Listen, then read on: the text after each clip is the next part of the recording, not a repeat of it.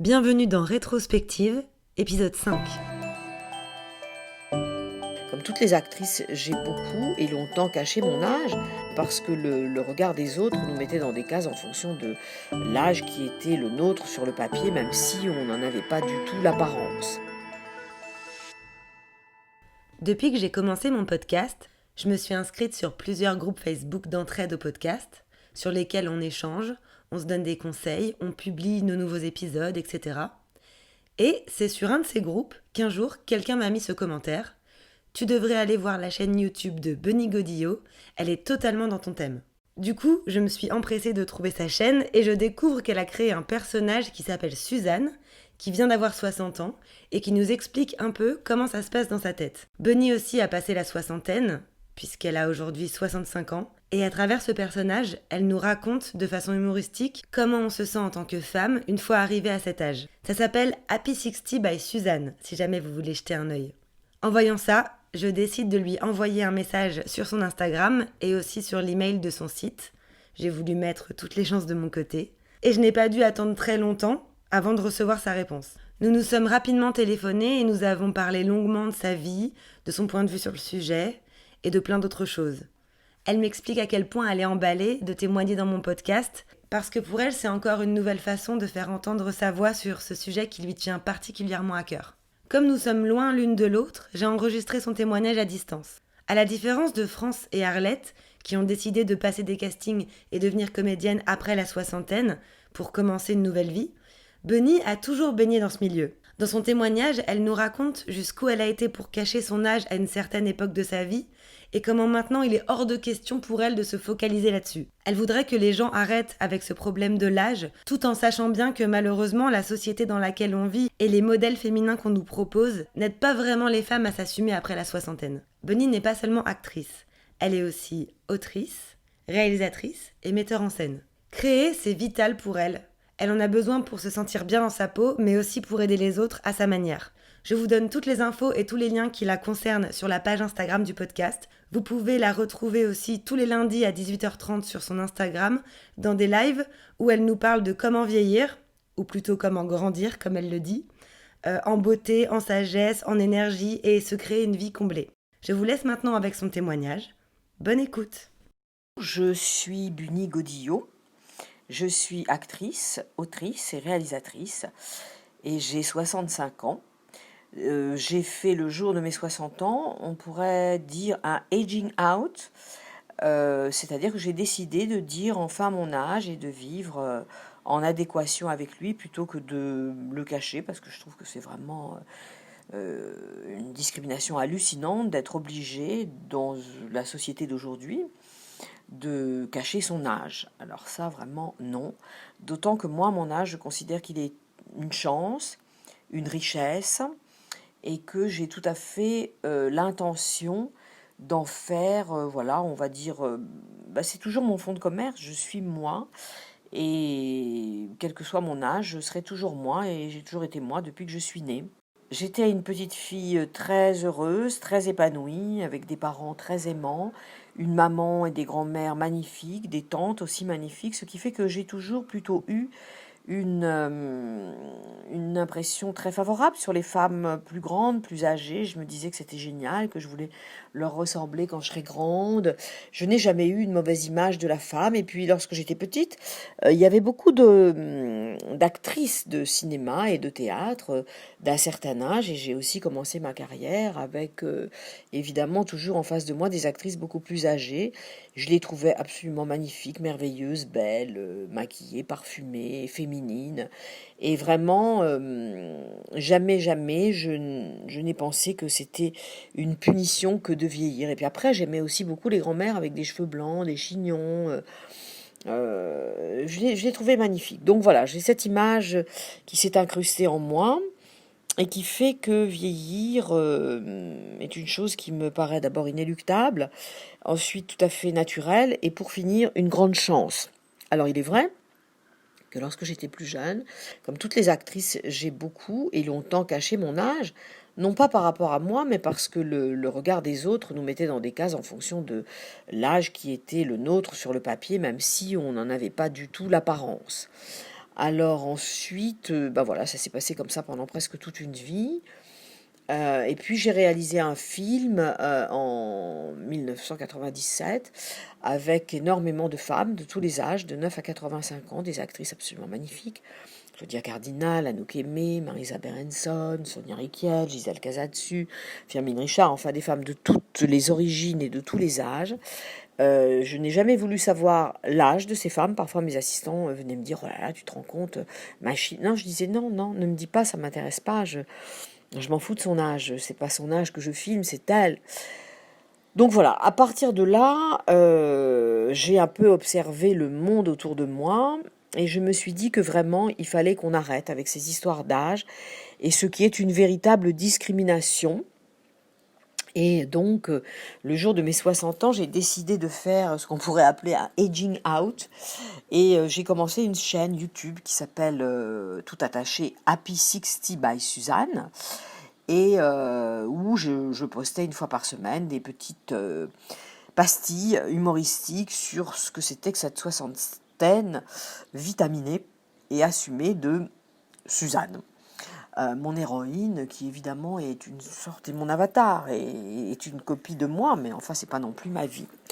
Et puis, et à partir de là aussi, d'assumer complètement mon âge, parce que bon, voilà, effectivement, je pense que plus on grandit, je n'utilise jamais le terme vieillir, hein, parce qu'on vieillit à partir du premier jour de sa vie. Mais on peut dire aussi qu'on vit et qu'on grandit. Alors je préfère dire que je vis ou que je grandis, mais non, pour moi je ne vieillis pas. Donc pour en revenir à notre sujet, j'ai décidé d'assumer ça. J'ai décidé que c'était une richesse, peut-être aussi parce que j'ai eu le malheur de perdre beaucoup de gens autour de moi, de mon âge, mais aussi plus jeune. J'ai compris que la mort frappait à n'importe quel moment, et quel que soit l'âge de la personne qui avait décidé de faucher. Donc, que chaque jour qui passe, pour celui qui aime la vie et qui a la chance de la vivre, était vraiment une chance. Et que c'était aussi une richesse, parce qu'on s'enrichit chaque jour de ce que nous a apporté cette journée, de ce que nous apporte la vie, de tous les jours où on a la chance de la vivre. Alors voilà, à partir de là, l'âge n'a plus été un problème pour moi, sauf que j'ai juste pas envie que ma vie s'arrête. Donc j'ai pris conscience que le temps est fuyant, que le temps passe vite, qu'il faut bien l'utiliser, qu'il faut arrêter de le perdre. Ça, c'est ma préoccupation, et elle est de plus en plus prégnante. Elle me fait même peur souvent, parce que j'ai la chance d'être très créative et très active. Je me dis que j'aurai jamais le temps de tout faire. Mais en dehors de ça, franchement, voilà, je suis très très heureuse de vivre, et je très très bien dans ma peau de femme de 65 ans. Je pense que je donne une bonne image aux gens de l'extérieur, une image qui aide les femmes de mon âge, mais aussi, et beaucoup, les plus jeunes, parce que effectivement, comme il n'y a pas assez de représentation sur nos écrans et sur nos scènes, comme on leur a farci la tête depuis quelques années avec le jeunisme, elles s'imaginent, les filles plus jeunes, que vieillir est une punition, que vieillir ça veut dire être quitté, être trompé, être malade. Eh ben non, non, pas forcément. J'avais peur de vieillir lorsque j'étais jeune, parce que le regard des autres, dans le métier que je fais où nous sommes scrutés, les actrices, dès 23 ou 24 ans, on est déjà la vieille de quelqu'un. Et on a peur de ne plus travailler si jamais on se rend compte que on a quelques années de plus que ce que notre physique laisse transparaître. Alors oui, à ce moment-là, je trouvais ça terrorisant. Encore une fois, pas de vieillir, mais que les autres sachent que je vieillissais, on va dire comme ça. Donc je faisais des trucs hallucinants. Par exemple, le jour de mon mariage, je suis allée trouver le maire, enfin ça quelques jours avant, lui disant: écoutez, voilà, je vais me marier. Il y aura beaucoup de journalistes et beaucoup de presse et beaucoup de gens du métier dans la salle de la mairie. Et je ne veux pas que vous disiez mon âge. Alors le mec a été génial, il a complètement compris. Et il a zappé cette phrase pourtant obligatoire: machine, né-le, voulez-vous prendre pour époux, machin, né-le. Bon, et je suis passée au travers. Et ça fait tellement rire aujourd'hui. Bon, Après, on est averti à un moment donné que le regard des autres n'est pas aussi important que ça. Et puis surtout, au-delà d'un certain âge, je trouve, moi, vu quand je regarde comme ça de l'extérieur, des filles, des femmes qui vieillissent et qui continuent à nous faire croire qu'elles ont 20 ans de moins, ça devient pathétique. Et donc on les pense encore plus âgées que ce qu'elles sont. Donc il y a un moment donné où je crois qu'il faut arrêter tout ça. Puis c'est très démodé maintenant en 2020. En 2020, on assume son âge. Voilà. Je pense qu'en 2020, à 60 ans, 65 ans, 70 ans, on n'est ni vieux ni vieille. Qui plus est, c'est vraiment un mot que je trouve absolument odieux, discriminatoire, moche, inélégant. Enfin bon, je ne dirai jamais de moi que je suis vieille, peut-être à 95 ans si Dieu me prête vie. Tout comme je ne dis jamais d'une personne qu'elle est vieille, ni d'un homme qu'il est vieux. Enfin, pour moi, les vieux, c'est vraiment quelque chose d'atroce, quoi. On les a mis au rebut de la société, c'est une punition, c'est une maladie, c'est horrible. Donc, je ne me suis jamais dit je suis vieille, et je pense que je ne vais pas me le dire de sitôt. Comment je me sens dans mon corps et dans ma tête aujourd'hui? Hyper bien. Je ne sais pas, je ne vois aucune différence avec quand j'avais 25 ans, 35 ans. Je ne travaille qu'entourée de jeunes gens, parce que dans le cinéma ou dans le théâtre, on a des assistants, ils ont 18 ans, 25 ans, bon. Et je veux dire qu'ils ont beaucoup de mal, d'ailleurs 95%, ils n'arrivent pas à suivre mon rythme et à faire des journées aussi longues que les miennes. Moi, je suis en pleine énergie, et quant à ma tête, alors là, c'est multiplié par 150.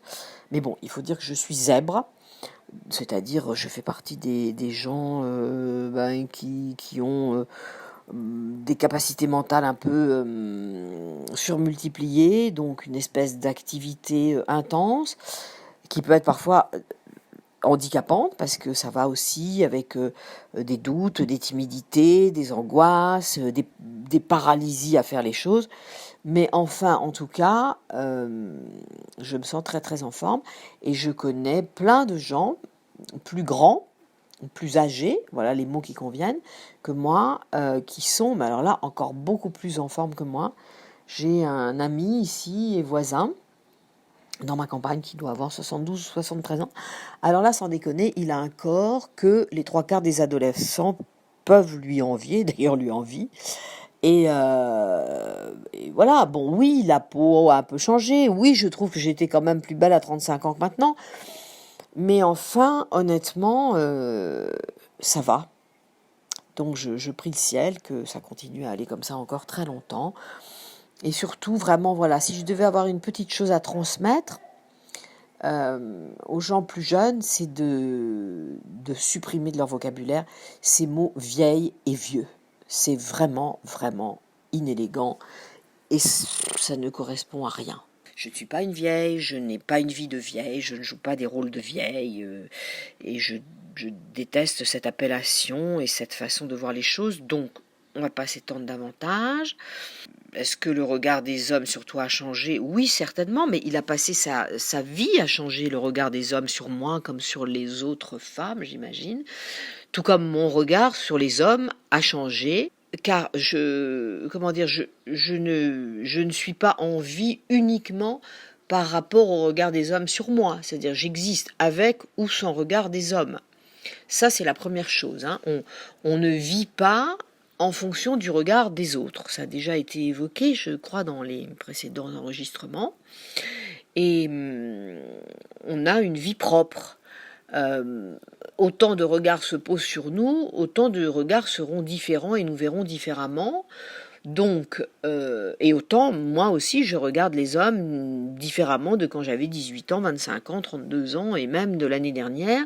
Mais je regarde aussi tous les hommes que je croise dans une journée d'une manière différente. C'est-à-dire que je ne pose pas le même regard sur chaque homme que je croise, tout comme j'imagine que les différents hommes qui me croisent ne posent pas sur moi le même regard, les mêmes intentions, etc., etc. Donc, bon, voilà. Je n'ai pas besoin du regard de l'autre pour exister, qu'il soit féminin, masculin. j'ai ma vie propre. Donc je pense qu'il faut s'appliquer à cultiver qui nous sommes avant de s'en remettre au regard de l'autre et de comment il nous juge. Parce que alors sinon, là, il y a vraiment du souci à se faire. Rien ne change. On est toujours la personne qu'on a été et je ne sais pas, je pense que tant qu'on n'est pas handicapé physiquement, eh bien, on reste qui on était, dans ses désirs, son indifférence, voire ses dégoûts. Je pense que ça n'est pas du tout plus dur de vieillir pour les femmes que pour les hommes. Moi, j'ai dans mes amis beaucoup d'hommes. Alors d'abord, je trouve que contrairement à l'idée reçue, et preuve à l'appui, il n'y a qu'à regarder les acteurs, les chanteurs et les hommes autour de vous. Les hommes, d'une manière générale, vieillissent beaucoup plus mal que les femmes. Hein, je connais pas beaucoup de mes copines qui sont chauves, qui ont des énormes bides, alors que beaucoup des mecs, y compris très beaux. Hein. Moi, j'ai beaucoup d'ex-fiancés, quand je les croise maintenant, je regrette pas de pas avoir poursuivi avec eux, parce que franchement, autant ils étaient beaux, autant ils sont moches, ils sont absolument méconnaissables, alors que j'ai énormément de copines, et aussi de femmes que j'admire et que j'adore, dans les actrices, les magazines, le cinéma, qui sont magnifiques. Donc, non. Encore une fois, c'est la société qui a véhiculé non pas l'image que les hommes vieillissaient mieux que les femmes, mais le fait qu'ils étaient mieux acceptés, même en étant moche, même en étant gros, même en étant chauve, même en étant impotent. Eh ben non, hein, ça aussi je crois que c'est très démodé. Moi j'ai toujours les mêmes exigences vis-à-vis de l'homme ou des hommes avec qui je peux partager des moments. Je ne m'habituerai jamais, je crois, à ce qu'un homme soit moche, mou, dégoûtant. C'est pas du tout mon truc. Donc voilà. Je pense donc qu'il n'est pas du tout plus difficile de vieillir, enfin de grandir, pour une femme que pour un homme. Ça dépend de ce qu'on fait de soi. As-tu des regrets? Ah bah oui, j'en ai plein, comme tout le monde. J'ai beaucoup de regrets. Il y a plein de choses que je n'ai pas faites comme il fallait les faire.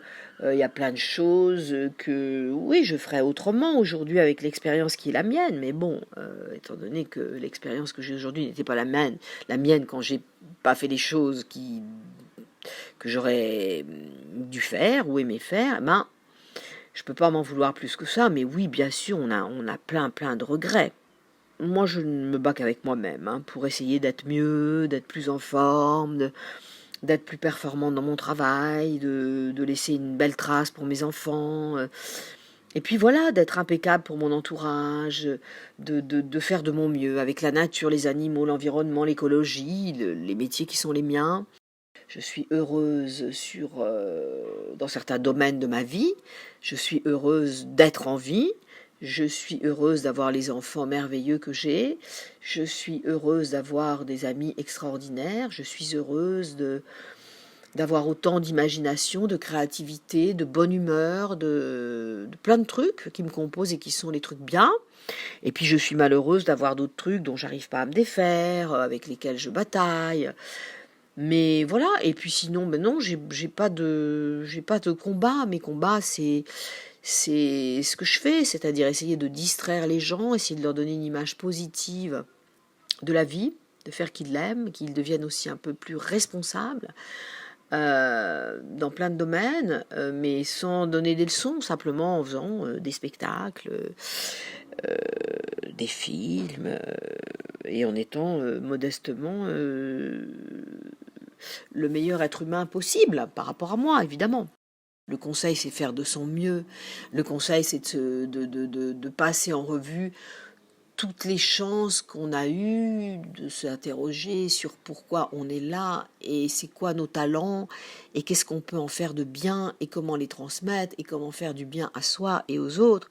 Ben voilà, hein, on peut pas tellement faire plus. Après, c'est d'abandonner l'idée que le temps pourrait être statique, que les autres pourraient être statiques. Tout change, mais c'est formidable parce qu'il y a des choses dont on a envie qu'elles changent. Donc, si on a envie que certaines choses changent, il faut accepter que les autres changent aussi. Et puis dans les changements, tous les changements, il y a des choses extraordinaires. Donc il faut essayer non seulement d'accepter ça, mais de l'aimer.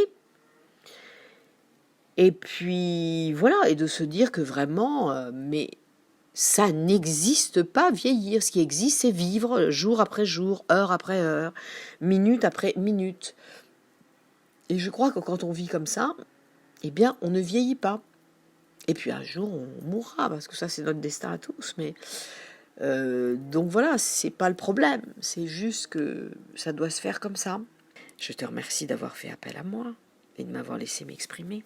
Mais de rien. Merci surtout à toi d'avoir pris le temps de nous raconter ton histoire et de nous avoir donné tes points de vue et tes façons de faire au quotidien. N'oubliez pas que vous pouvez retrouver toutes les informations sur les activités de Bunny sur la page Instagram de Rétrospective. Si vous avez des questions ou si vous voulez partager vos réactions sur le sujet, n'hésitez pas à le faire aussi. Merci à tous d'avoir écouté et je vous retrouve très bientôt dans un nouvel épisode de Rétrospective.